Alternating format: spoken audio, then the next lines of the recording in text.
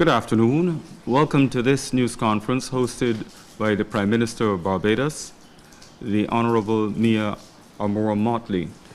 This afternoon, she is accompanied by other officials in the government, including the Chief Medical Officer of Health, Dr. the Most Honorable Kenneth George.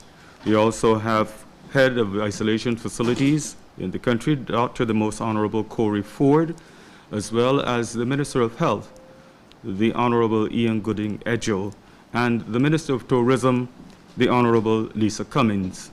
First, we are going to hear from Dr. the Most Honorable Kenneth George. Good afternoon, Dr. George. Good afternoon, everyone, and it's a pleasure to be here. The Ministry of Health and Wellness, and indeed the Government of Barbados' overarching goal has been to safeguard people's lives and their health. In this regard, the public can continue to be assured that our policies and decisions remain the same. They are as follows: to communicate with the public as necessary, to limit the spread of infection within the country, to ensure that healthcare resources are made available, to limit the impact of COVID on critical healthcare services and delivery, to consider the societal consequences of our decisions towards limiting the impact of this pandemic on people and businesses, and to ensure that the right measures are taken at the right times. As we have indicated before, we are on the downslope of the Omicron wave. I would like Barbadians to know that in moving forward, our purpose is living with COVID safely. And if we take that mantra, living with COVID safely, it should be able to guide all that we do in Barbados.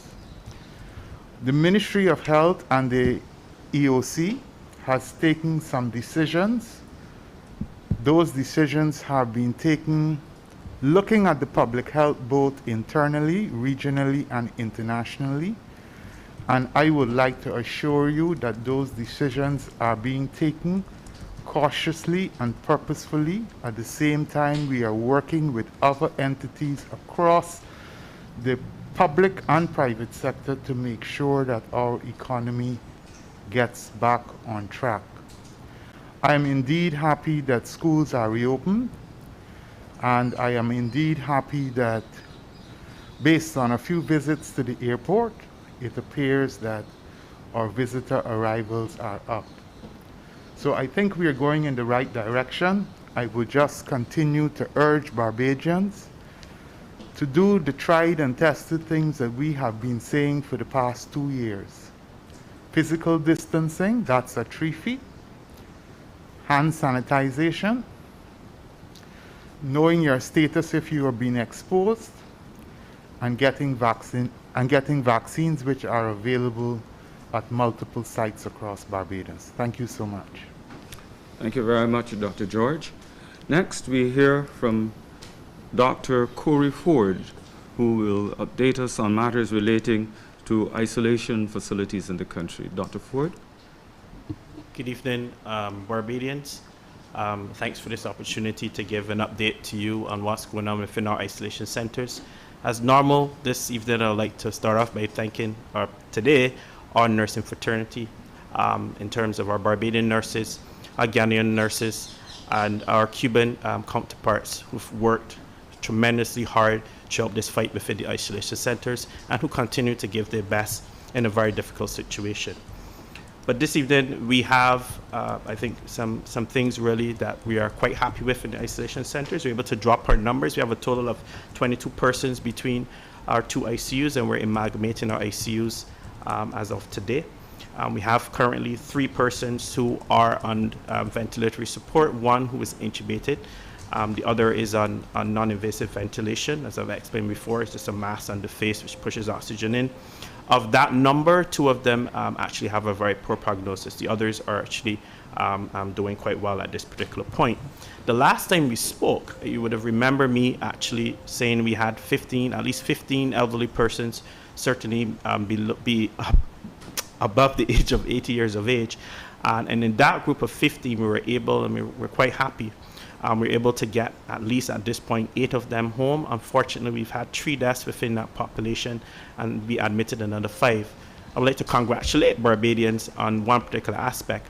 I think since the last conversation, what we've seen certainly in our assessment centers is a pickup in persons coming to the assessment centers to be seen and to be assessed. And in that particular group, we were able to pull out some individuals and actually have them admitted for very short periods of time to correct things that if they were staying at home, for example, there probably might have been challenges. So I want to congratulate you for that and continue to advise you. If you feel unwell, if you have any challenges with the elderly and you're not sure, I'm asking you to continue to bring them in for assessment of facilities. That's my brief update from isolation centers. Thank you. Thank you very much, Dr. Ford. And now, from the Minister of Health, the Honorable Ian Gooding-Edgehill. Minister Edgehill, what do you have to share with us? Good afternoon, fellow Barbadians and members of the media. 2 weeks ago, Good afternoon, fellow Barbadians and members of the media. 2 weeks ago, February 12th, I had the honor to give you an update on the Ministry's management of the surge in COVID-19 cases. On that occasion, I announced that in order to move the country back to opening, the curfew will be lifted. I thank you for the responsible behavior and the way in which you have socialized and conducted business since the curfew was removed. We've had no spike in cases, and the positivity rate has been declining. I thank you again and encourage you to apply the same responsible behaviors as we continue in this COVID environment. In addition, I indicated then that the 6-week physical distancing rule would no longer apply, except where persons exercise together outdoors without wearing a mask. In all other cases, the physical distance remained at least 3 feet. I also announced the resumption of hiking, the restoration of pleasure craft and private chartered boats for private cruises, and cruises operating 100% of their authorized capacity. No restriction on beach activity and parks, cricket capacity at 80%, and allowed public service vehicles to increase the authorized number of sitting passengers from 75% to 100% while wearing no masks. While carrying no standing passengers and wearing their masks. Since the removal of the curfew, the Emergency Operations Committee has met 6 times. As you're aware, the AOC reviews the criteria such as scientific tools and benchmarks to analyze key trends and changes in managing any public health crisis. The advice of the Emergency Operations Center has always been based on the science and an acute understanding that we have to embrace economic and social recovery in order to sustain growth and development. As you will recall, when I spoke to you 2 weeks ago, I indicated that the factors which guided our decision-making were trending in the right direction. This continues to be the case. The positivity rate is now at 17.5%, down from a high of 26% 4 weeks ago, and the R effective, the ability of the virus to spread, is below 1 at 0.72%. In addition, the 7-day cumulative cases currently standing at 514 per 100,000 population is trending downwards. The doubling time, which measures the growth rate, continues to increase, which is also indicative of the slowing of the growth of the outbreak. In fact, during the last 4 days, February 22nd to the 25th, the positivity rate averaged 17%. This tells us that 83% of all persons tested on a daily basis do not have COVID, an improvement of the 75% rate that existed 2 weeks ago. These factors indicate that the COVID situation in Barbados is under control and getting better. Schools have reopened, and so far, and based on reports by the Ministry of Education, Technological and Vocational Training, this process has been relatively smooth, and there have been no cases reported to the Chief Medical Officer for investigation. This is a tribute to the cooperation and discipline of parents, students, teachers, unions, parents-teachers associations, and all other parties, and must be highly commended by the entire population of Barbados.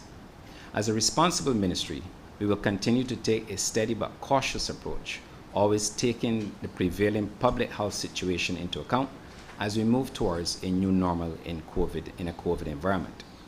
I take this opportunity to remind Barbadians that we are still in a COVID pandemic, and case counts, while falling, still remain unacceptably high. Based on the Emergency Operations Committee direction, the Ministry of Health and Wellness has decided that the testing protocols be changed. Accordingly, the rapid antigen tests done within 1 day of arrival into Barbados will be accepted. This is expected to improve compliance by visitors. The rapid antigen tests are now being standardized as an entry requirement by many countries, including those in the region such as Jamaica, Grenada, St. Vincent and the Grenadines, and beyond our region in the United States of America, with Canada and the UK set to change their policy within days. Also, nasal swab and mid-terminate swabs will be permitted, in addition to the nasopharyngeal and oropharyngeal swabs.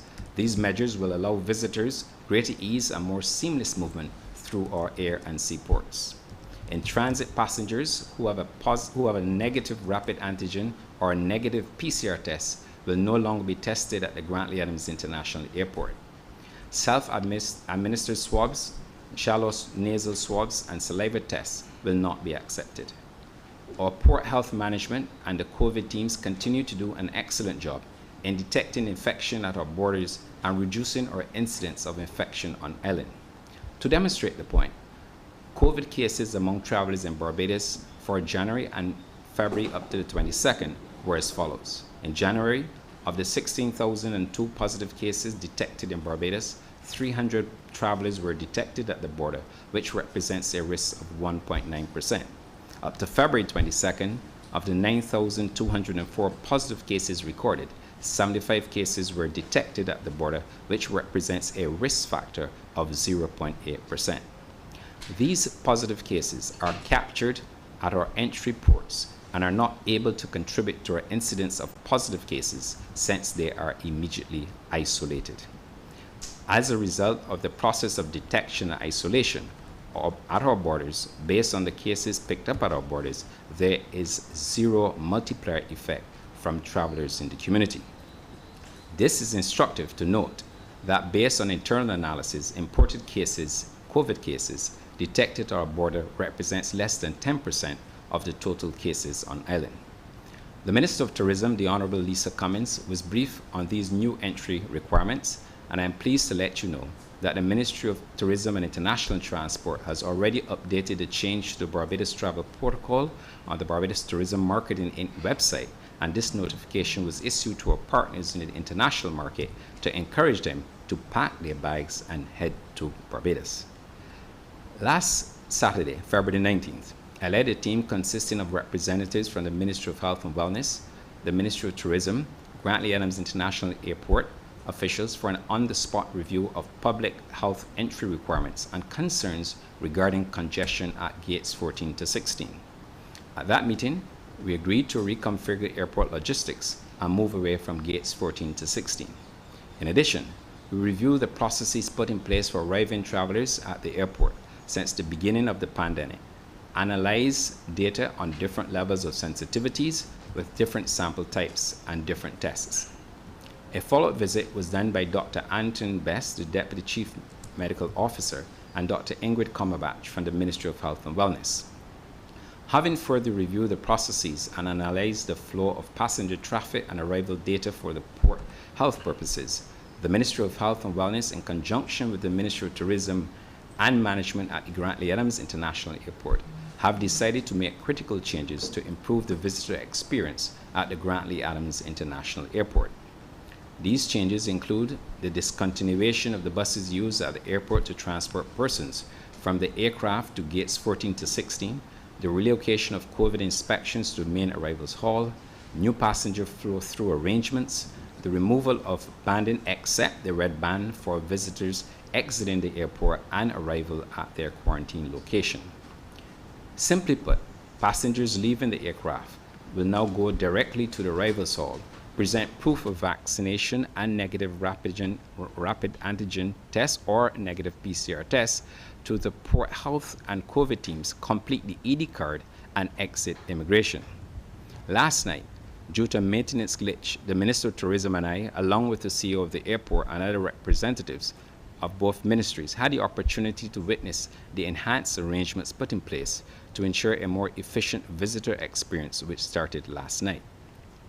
These improvements are intended to remove the worrisome situation of congestion that had been occurring at gates 14 to 16 under the old arrangement.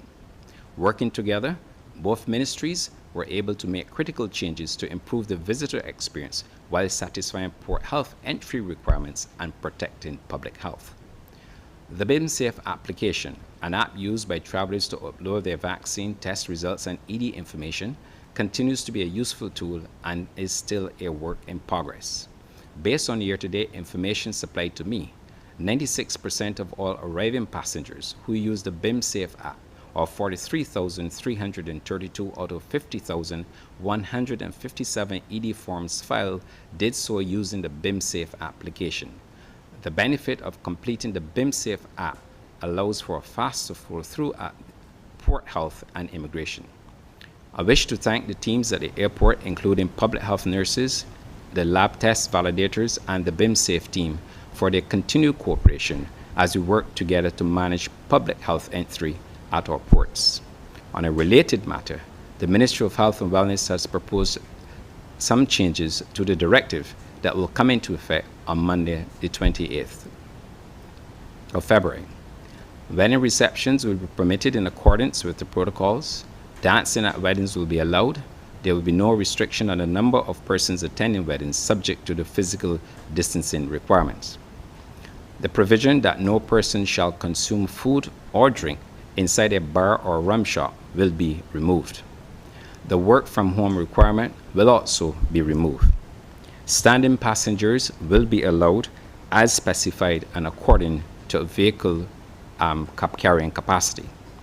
The Ministry of Health and Wellness is no longer recommending business houses, churches, and retail shops to record the contact information of their patrons entering such establishments. However, hand sanitization and temperature checks must continue. I wish to make it clear that where churches and other places of worship are concerned, that there is to be no limitation to the number of persons who can gather for worship, but that the requirement for the 3 feet spacing, hand sanitizing, and mask wearing will remain. These same conditions will apply to funerals. As I indicated 2 weeks ago, once the return to school was successful, I would turn my attention to the reintroduction of sporting and community-based events. Yesterday, I met with the Honorable Charles Griffith, Minister of Youth, Sport and Community Empowerment, along with representatives from several other sporting disciplines. We listened to the several organizations present at that meeting and received their feedback in preparation for the phased reintroduction of sporting events. The Chief Medical Officer has indicated that the approach to be adopted will be a risk-based one, taking into consideration indoor versus outdoor activities and contact versus non-contact sports. As agreed at yesterday's meeting, the Ministry of Health and Wellness submitted the risk-based metrics to the Ministry of Youth, Sport and Community Empowerment for their examination in consultation with their partners and stakeholders. We also decided that the governing bodies for sporting organizations who currently do not have protocols will urgently develop and submit their protocols to the Ministry of Youth, Sport and Community Empowerment and to the COVID Monitoring Unit. We are working towards a purposeful reintroduction of sport within 2 weeks in a risk-based manner to ensure the safety of players and spectators, and my ministry will continue to work with the Ministry of Youth, Sport and Community Empowerment and the sporting bodies for the urgent reintroduction of sporting activities in Barbados. Although all indicators suggest that the COVID situation is under control and getting better, I must re-emphasize that personal responsibility continues to be critical to us maintaining control of the COVID situation and reducing the positivity rate.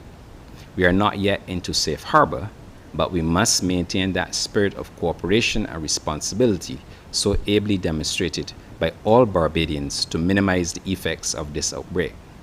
As I've said before, all indications are that we will continue to live, work, and socialize safely in this COVID-19 environment for some time to come.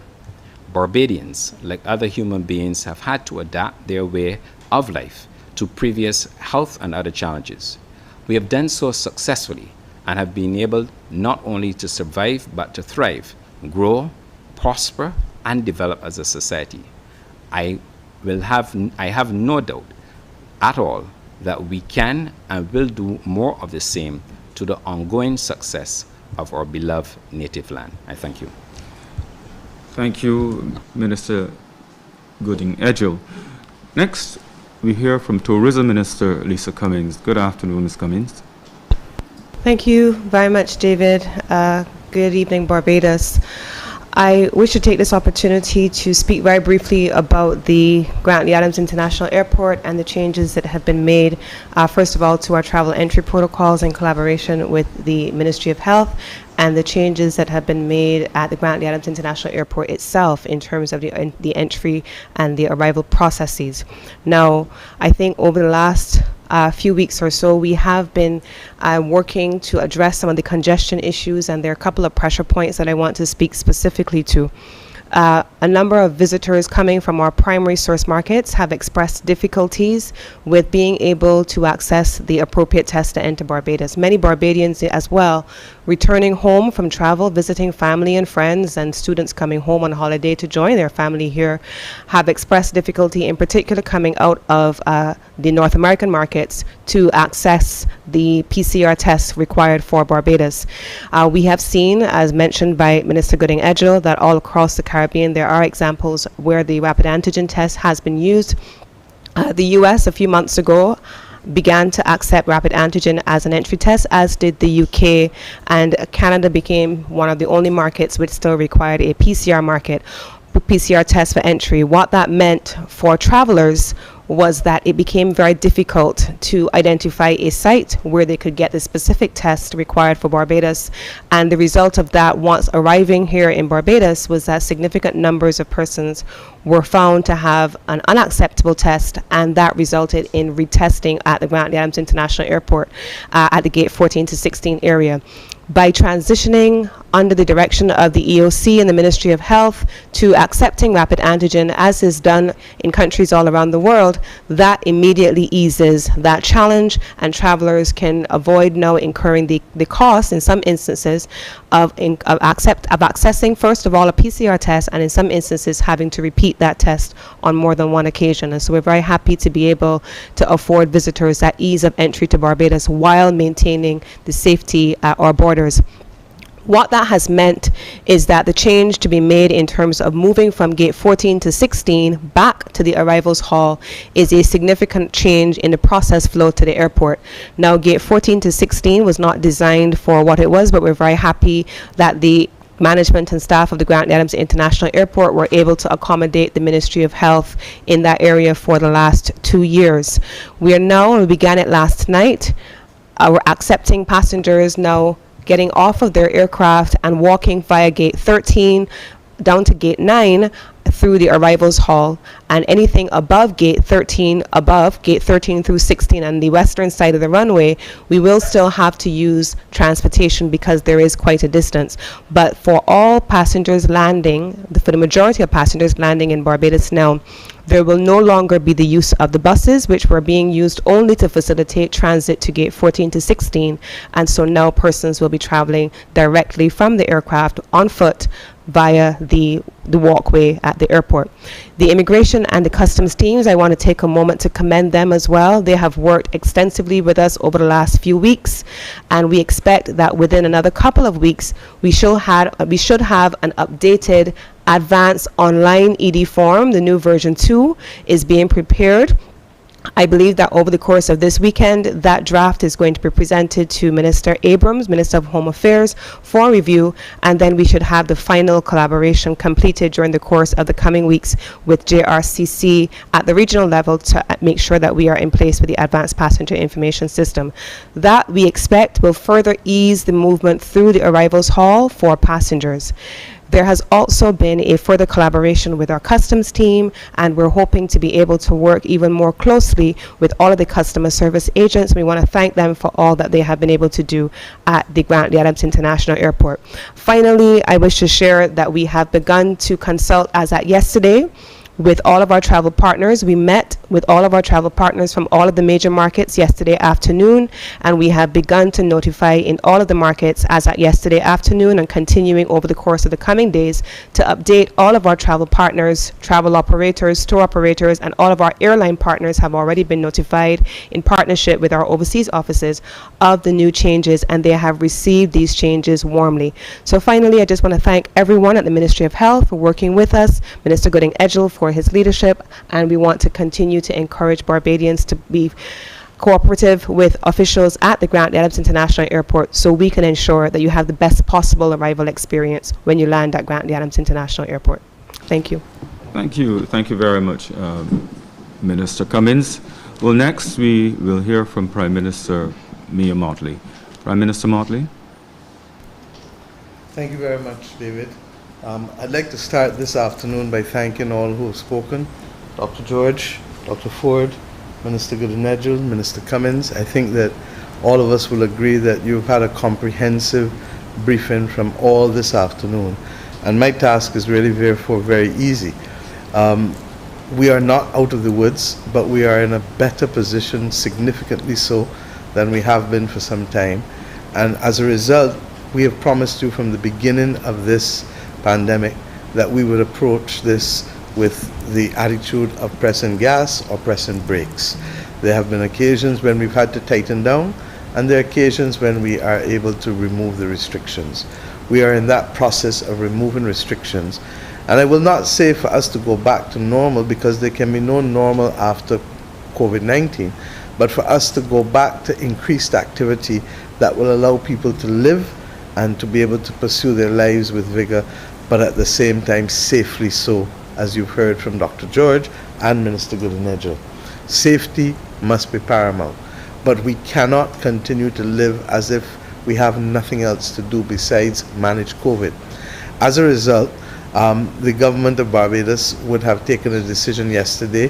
The Cabinet Subcommittee met with the EOC, and we have agreed that there shall be the return to work by the public service from the 1st of March, which is Tuesday. And this is a significant departure because, as you know, over the course of the last 2 years, for the most part, we've had some level of remote activity. And even though in the third quarter of 2020, we saw increased attendance back at work, once Alpha became a reality at the beginning of 2021, for the most part last year, we had remote work in the public service.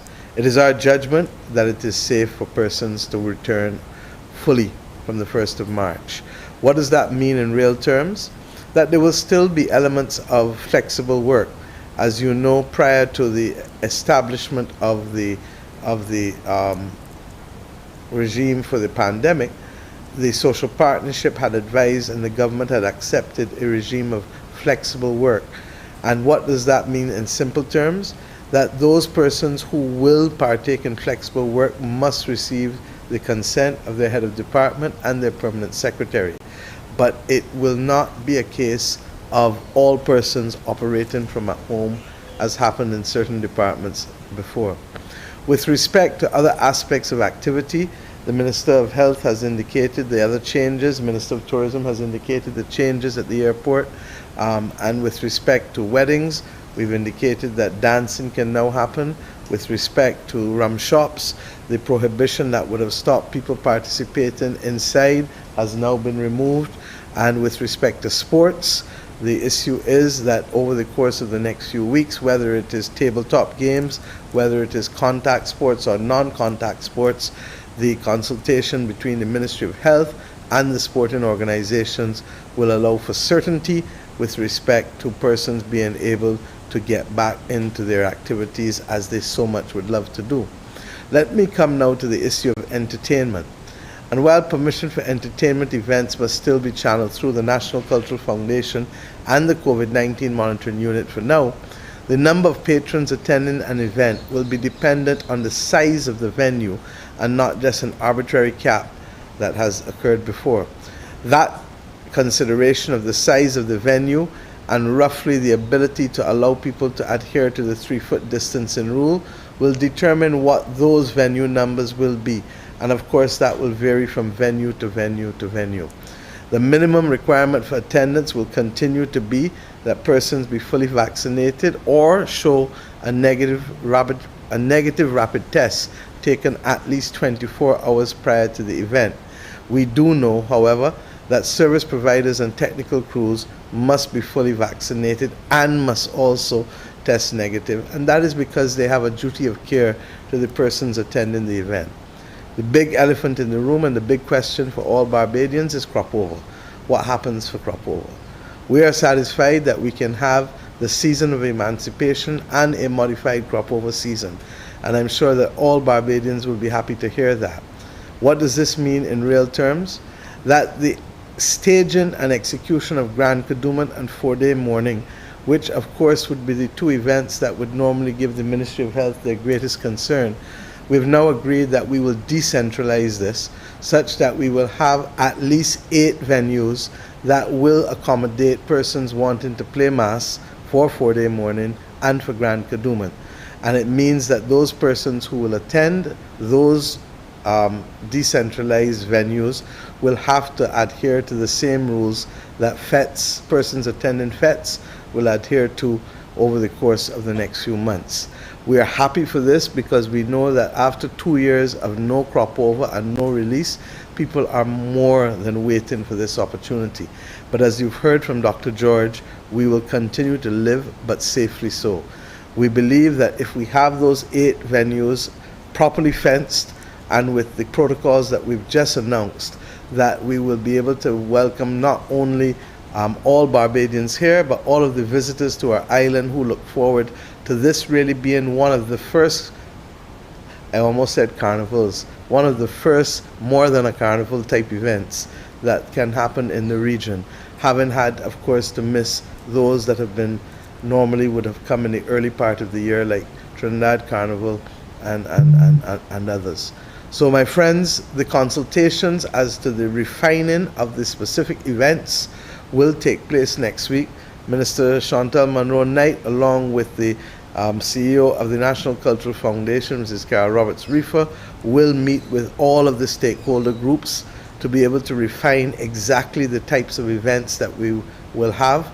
We are satisfied, having discussed with the Ministry of Health and the COVID Monitoring Unit, that it is possible for these things to take place safely, subject, of course, to there being no intervening event that makes our situation worse. And thus far, we are reasonably satisfied that we are on the right trajectory, not just locally, but globally. But we continue to watch and continue to adhere to the principle of gas and brakes where necessary. This is a difficult time generally, and there's some who may wonder, well, what next?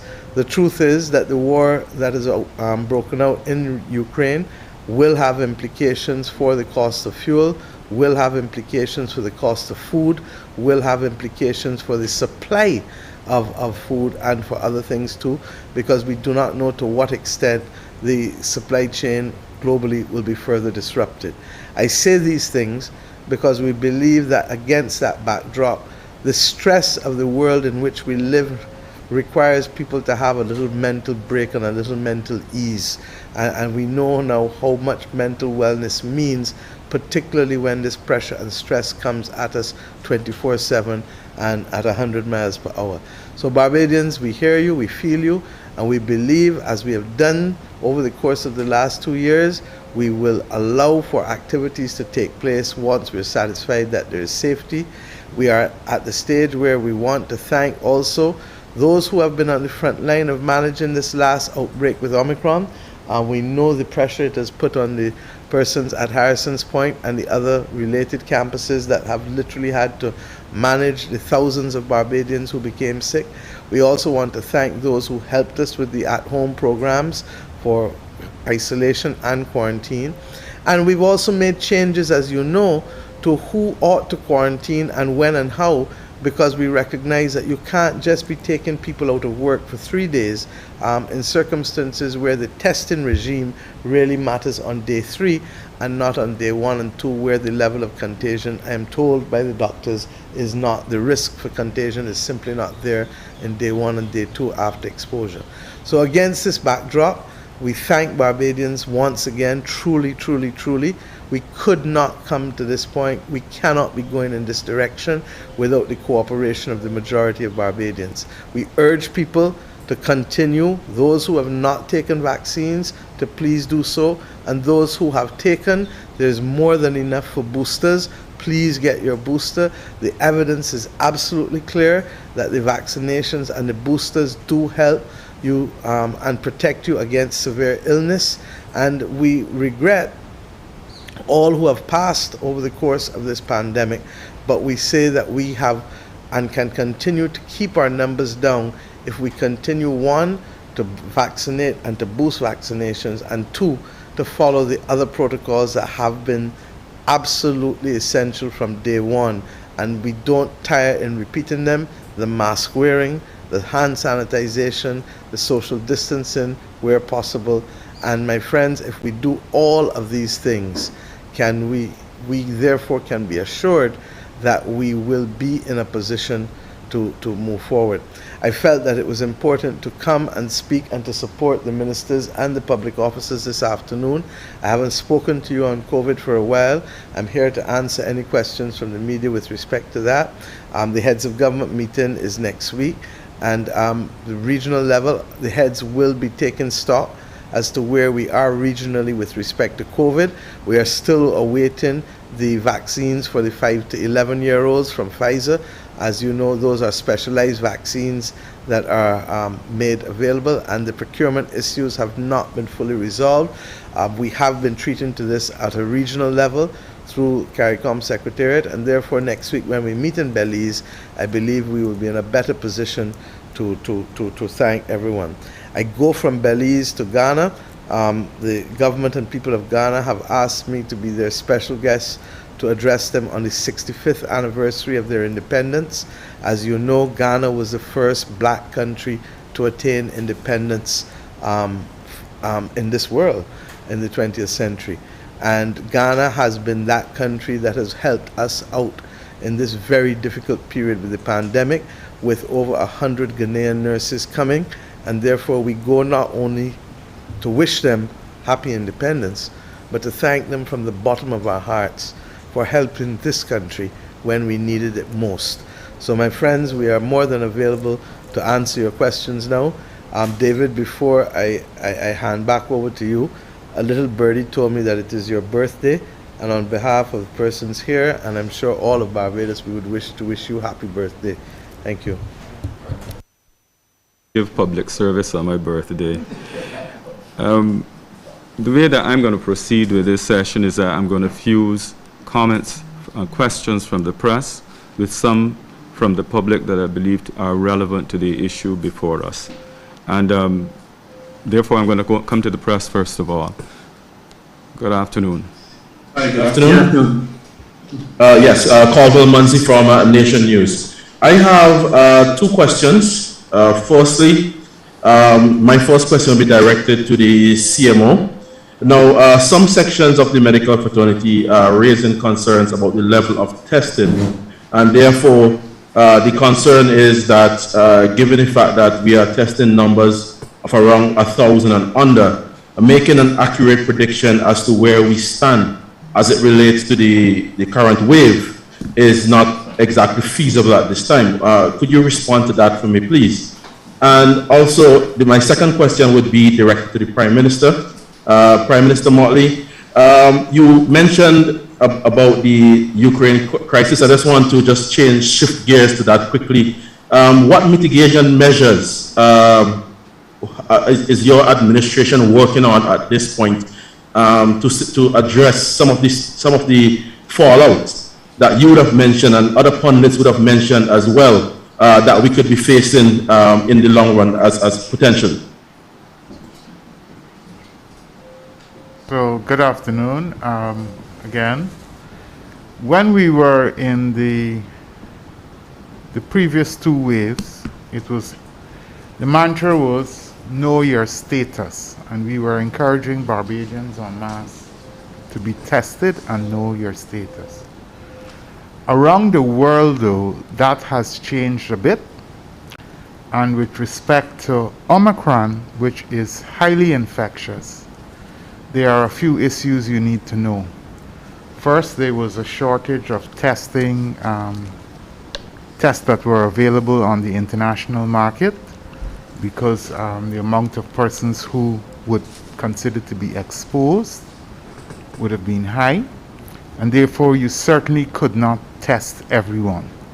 So we have shifted a bit, and I've tried to let the public know that as each wave comes, we have shifted our approach.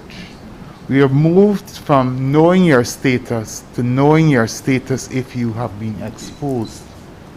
So that is my good advice to the nation, knowing your status if you have been exposed. It is difficult for us with a very infectious virus to have people en masse being tested. This is the flexibility that the Ministry of Health has used over this long period of 2 years, and it has worked us well. So my advice to persons is that if you were in contact with a positive case, you should be tested. But with respect to everyone in the population knowing their status, we have moved away from that type of direction. Thank you very much.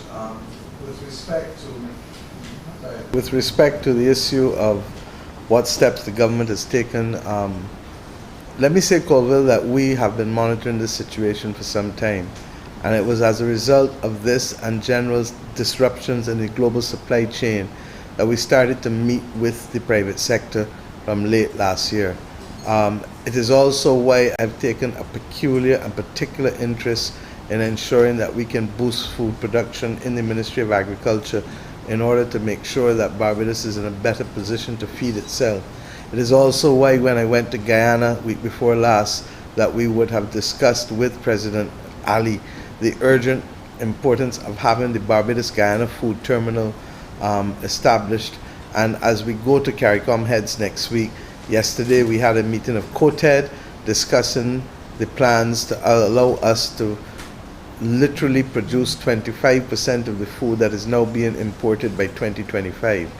The urgency of the moment with the Ukraine crisis is undoubtedly there, but we have been preparing for some time for this unstable world, which has led to increase in food prices, and because of the climate crisis, restrictions necessary with respect to how we can get goods moved and how we can get goods affordably here.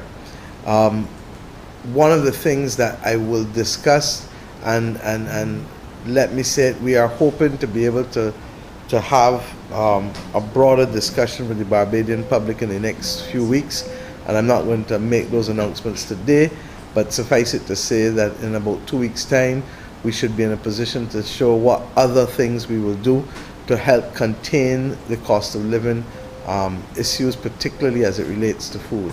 So these are some of the things. The price of oil obviously continues to be volatile. Over the course of this last month, we've seen the price of Brent crude, for example, move from 90 to 100 back down to 96, 97, and we expect that volatility to continue. That is why in the medium term, moving to more renewable energy matters, but you can't snap your fingers and have that overnight. And finally, our reserves are at such a healthy stage, still over $3 billion, still roughly at about 37 weeks of import cover, that it means that we have more than adequate buffer to be able to deal with the capacity to manage increased prices. But what it does mean is that if we spend more money in this particular area, we will have less money to spend in another area. So there will be implications for how we manage going forward, but it is not the worst news, but we are prepared to do what has to be done at the macro level, and also with respect to cost of living for households as we go forward. Okay, Prime Minister, I'm fusing information that's been sent basically via WhatsApp and some that I've seen on the live YouTube response to some of what has been said. One person points out that in the case of Britain, 80 to 90% of the adults there were fully vaccinated, and they're suggesting that it is against that kind of background that they are able to relax measures, whereas in Barbados, they point out, we are around 55.1% of the vaccinated. This other person now on YouTube says 130,000 Barbadians are not vaccinated, and in their judgment, the risk remains very high. So, who responds to that? Simply to say, David, that the proof of the pudding has been in the eating. We were told that Omicron would give us 3,500 to 4,000 cases a day. We've not seen that. And we have taken the advice of the Ministry of Health. We have been very careful about what we have done. We've been very guarded and gradual. We've taken criticism for being gradual in what we are doing.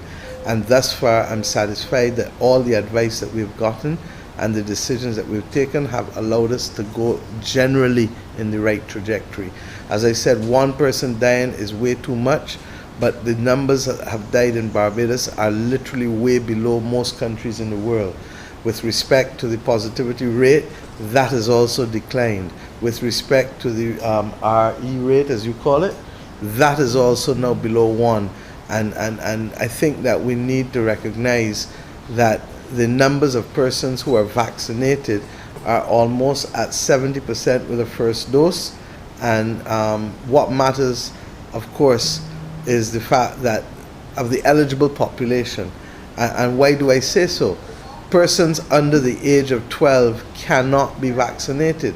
So that if you count those into your absolute numbers, you will always get a lower rate because there's no vaccine available for them, period.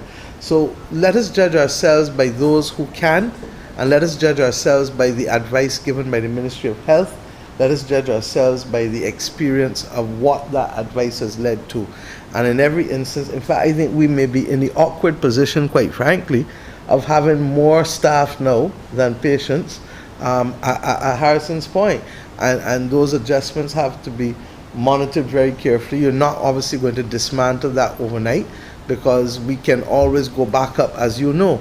But suffice it to say that after an election, after the beginning of this year with Omicron, that I really do think that any independent assessment of Barbados would show that, relatively speaking, we've done a reasonable job in managing and containing this particular outbreak. But we're not resting on our laurels, nor looking for praise, quite frankly. What we are looking for is to get through each day safely, day by day by day. And I think we're going in the right direction. Let me say also to those persons that, as I've said, Barbados is not a one-issue country. And that if we tried to address COVID and COVID alone, then we would have heightened unemployment, we would have social implosion, and we might even have increased crime as a result. So we really do need to recognize that we have to walk and chew on this journey. Thank you. Another question from the news media. Yes, good afternoon. Trevor Thorpe here, CBC News. You said there will be a modified crop over, Madam Prime Minister. Does that mean that we will be having a crop over the north, crop over south, crop over east, that kind of thing? Or this decentralization of it would mean greater places in St. Michael? Trevor, I might have been born in St. Michael, but Barbados is not St. Michael. And I therefore think that if we're going to have at least 8 venues, then the 8 venues will be all over the country.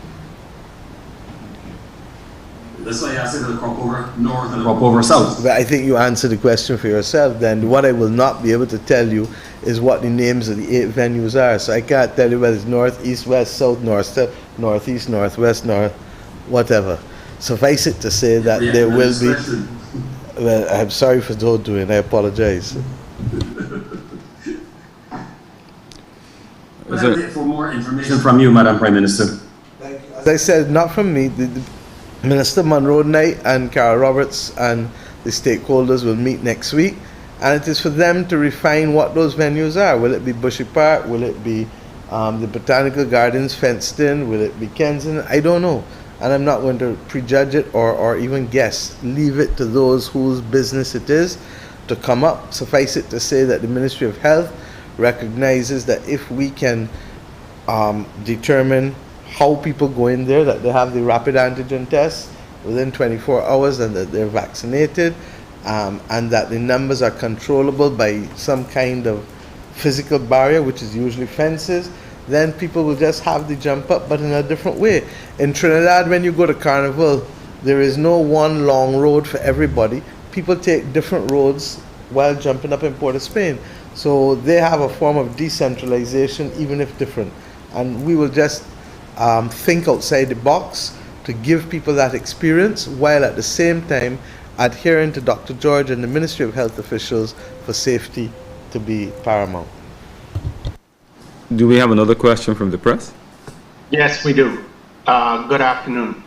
With all of the ease and restrictions towards living with COVID safely, bearing in mind that Kadooman can be as much exercise as, say, jogging or cycling, how would this affect protocols towards masking by August?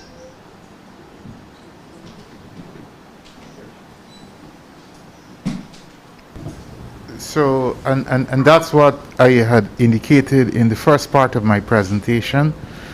The landscape in a COVID environment changes all the time. So I don't want to predict, as we have indicated that, and as the Prime Minister has stated, that we will try our level best to make the site safe.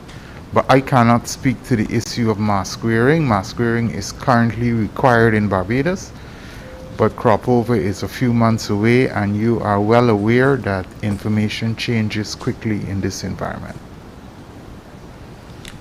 This person... If I may, David, there was a question earlier about the testing rates, and the Minister has passed to me the fact that, and I'd like to read it because I think it is important that people have context, that in the last 2 weeks of the reporting period, the PCR testing rates have decreased by 26%. However, over the outbreak, the population testing rate, that is 20,755 per 100,000 population, remained well above the recommended minimum threshold of 1,500 tests per 100,000 population over 28 days. And this is the recommended threshold from CDC. So they recommend 1,500 per 100,000, and we have been at the rate of 20,755 per 100,000 for this period. The percentage, yes, has continued to decline for the week ending February 19th from 26 to 20%. Thank you. So generally, even though our numbers appear to be low, it is still well above the testing rate that is recommended. Thank you. This person says that long-term COVID is a reality, and they want to know what steps are taken to assess this in our population.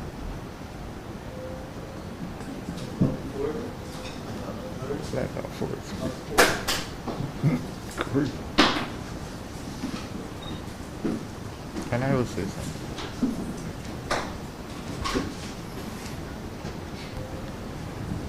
Thanks so much for the question. If I understood what was asked just now, is the reality of long-term COVID within Barbados in terms of the number of people who've had COVID, whether people be asymptomatic or symptomatic. So the easy answer to that is, we have to look at what's happened globally. And I always have said over and over again, we have to look at what happens globally and look at our own local picture. Persons who've had COVID can have, we've said before, can have many challenges, from joint pains to fatigue to mental related issues, etc. And globally, how has this been dealt with, and how, certainly in Barbados, how would we deal with this? I think, again, we have to decentralize something as long COVID. There are thousands of Barbadians who have COVID within the community, and thousands of Barbadians have their private doctors, and thousands of Barbadians see people within the polyclinic sector.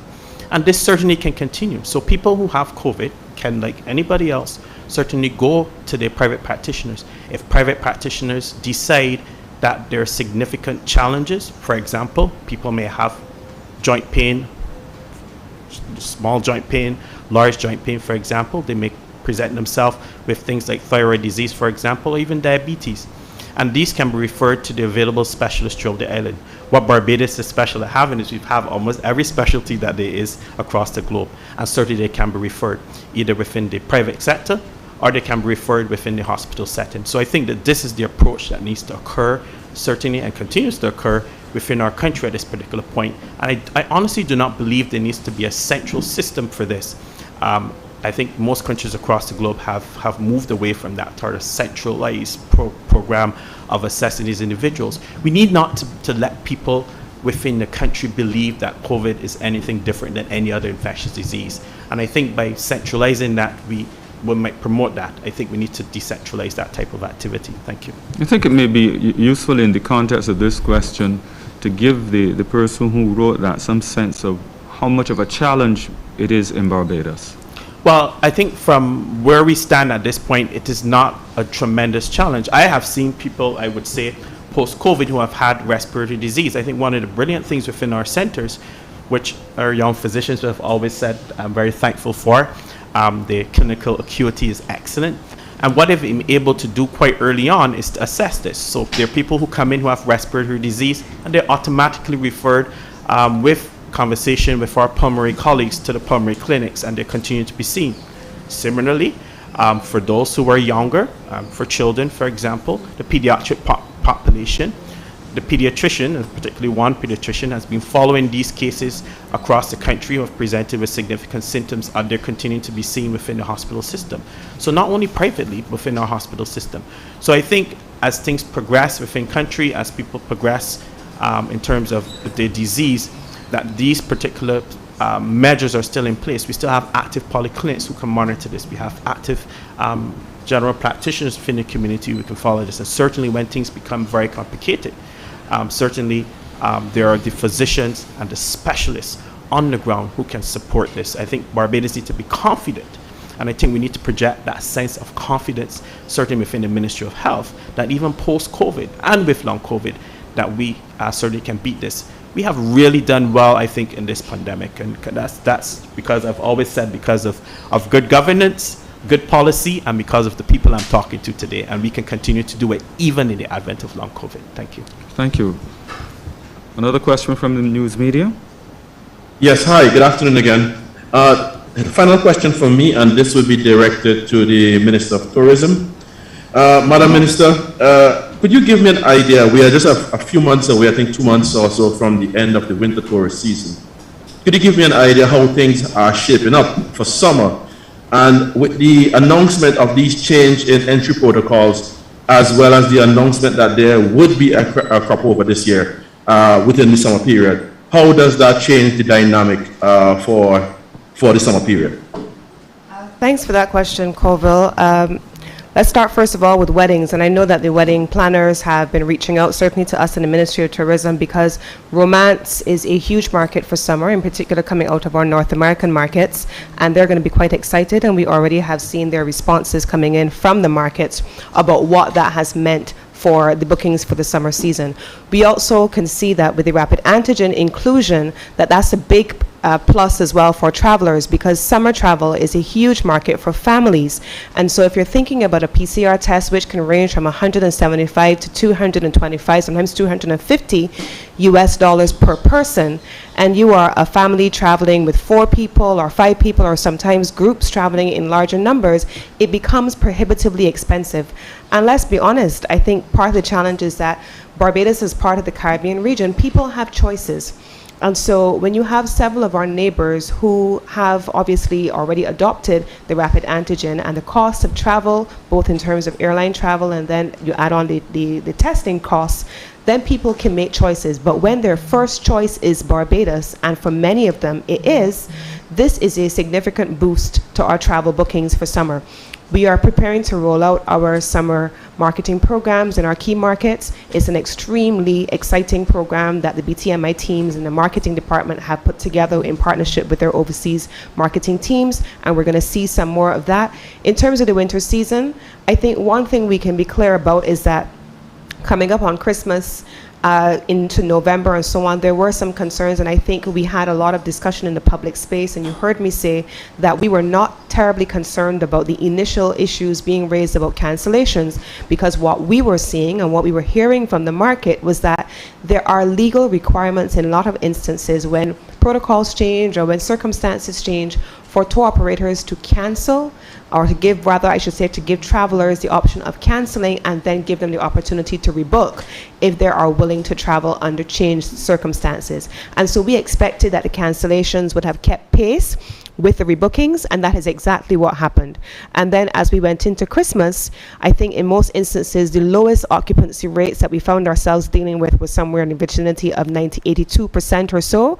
And as we headed into Christmas and the immediate aftermath of Christmas, we saw occupancy rates up until last week as well. We were seeing occupancy rates across the island, in particular in the A class and the luxury class hotels, at 100% and as low as 98%. So I would have to say that we're still reviewing the numbers, we're still assessing in all of the categories, but our season has been extremely strong for winter, and in some instances it has even exceeded the projections for some of the classes, in particular with the hotel rates. But there are obviously some challenges for Airbnb and for the budget class, because there has been limited spend in some of those categories because credit card debt is at a low, savings are high, and so people who have disposable income are spending more, and they're taking advantage of that pent-up demand. But persons who may have lost their jobs and who are looking for budget travel may not necessarily be ready to travel just yet. And so the summer program presents a prime opportunity for those persons for budget travel to be able to do that. So I hope that answers your question, Colville, but you will have a far more comprehensive briefing from the tourism stakeholders in another week and a half on what the industry has looked like after we have done a comprehensive review of the winter season, and to share with you the plans going forward, not only for our summer season, but of course projections all the way down to winter 2022. Is there another question? Yes, please. One last quick one from me. Based on the ease of restrictions, I was wondering, does this mean that the phased re-implementation of face-to-face classes would be ramped up, or will it proceed at the same rate?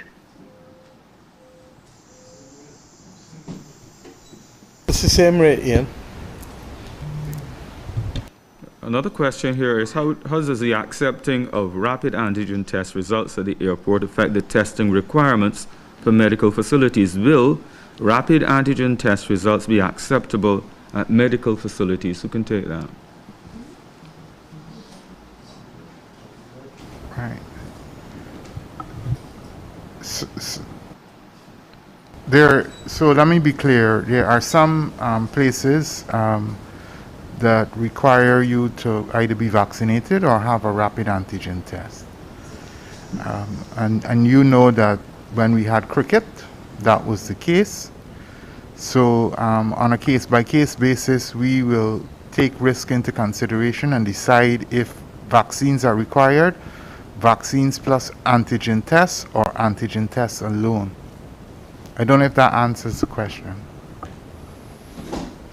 Okay. Any other questions or any other follow-up to this particular matter?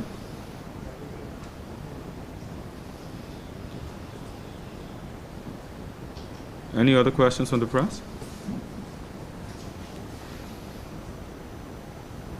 Well, this other question is, it relates to the number of people suffering negative effects of the vaccine.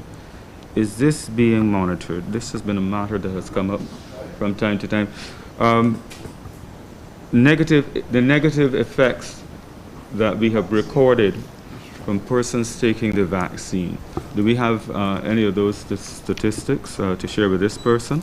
So I don't have the immediate information, but let me assure you that there is an adverse reaction against looking at vaccines, and that committee meets about twice a week. I'm involved in that process.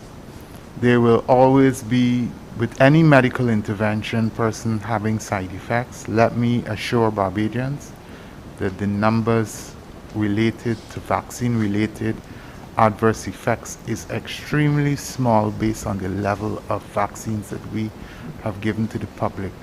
But on a case-by-case basis, we have had to intervene.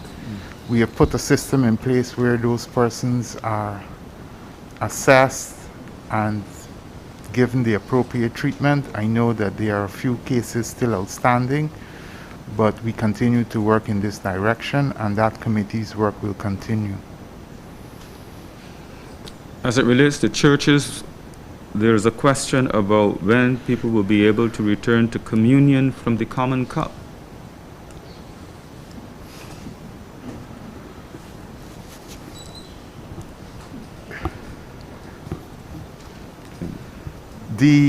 At this present point in time, I go to church. Communion is only given with the bread, and I think that will continue for a little while longer. I urge persons to be patient. Once we have the information, we'll communicate it to the public. And there was a question too about the length of church services.